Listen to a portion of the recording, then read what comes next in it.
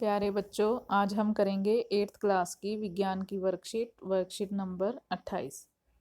आज की जो हमारी वर्कशीट है उसमें प्रकाश परावर्तन के प्रकार बताए गए हैं कि सीमा की माँ बाजार से एक नई स्टील की प्लेट लेकर आई। सीमा ने देखा नई प्लेट में उसका चेहरा साफ दिख रहा था, तो वो तुरंत रसोई में गई और पुरानी थाली में चेहरा देखने लगी।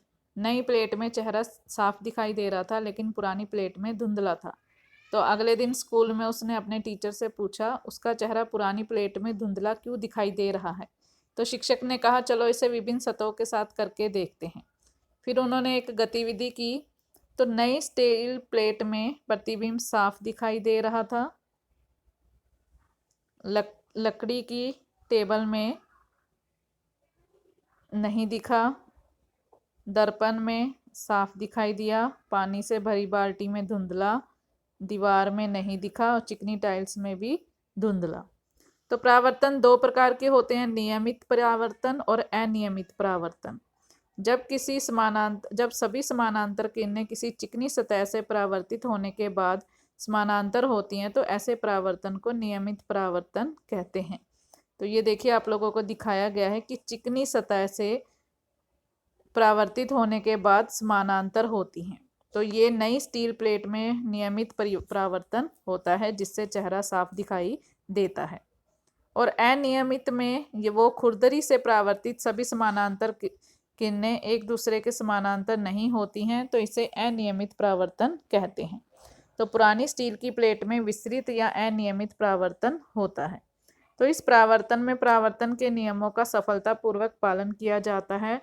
उसकी किरणें समानांतर नहीं होती, इसलिए चेहरा साफ दिखाई नहीं देता। तो क्या हम सभी वस्तुओं को परावर्तित प्रकाश के कारण ही देखते हैं? हमारे जो चारों ओर लगभग सभी वस्तुएं हैं परावर्तित प्रकाश के कारण ही दिखाई देती हैं। जो पिंड दूसरी वस्तुओं के प्रकाश में चमकते हैं उन्हें प्रदीप्त पिंड कहते हैं, और खुद का प्रकाश उत्सर्जित करने वाले पिंडों को दीप्त पिंड कहते हैं। तो उनका प्रकाश हमारे नेत्रों पर पड़ता है, तब हम इन्हें देख पाते हैं, जैसे सूर्य, मोमबत्ती की ज्वाला और बिजली। तो फर्स्ट क्वेश्चन है, विस्तृत परावर्तन किसे कहते हैं?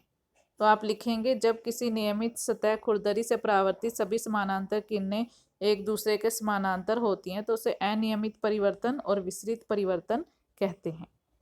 पुरानी स्टील की प्लेट में अपना चेहरा देखने पर हमारा प्रतिबिंब स्पष्ट क्यों नहीं दिखाई देता? क्योंकि वो उसमें अनियमित परावर्तन होता है। विस्तृत और नियमित परावर्तन के बीच में अंतर स्पष्ट कीजिए। तो आप नियमित परावर्तन की डेफिनेशन लिख देंगे और अनियमित परावर्तन की डेफिनेशन लिख देंगे। दीप्त पिंड किन्हें कहते हैं? दो उदाहरण दीजिए। दीप्त पिंड खुद का प्रकाश उत्सर्जित करने वाले पिंडों को दीप्त पिंड कहते हैं, जैसे सूर्य और मोमबत्ती की ज्वाला।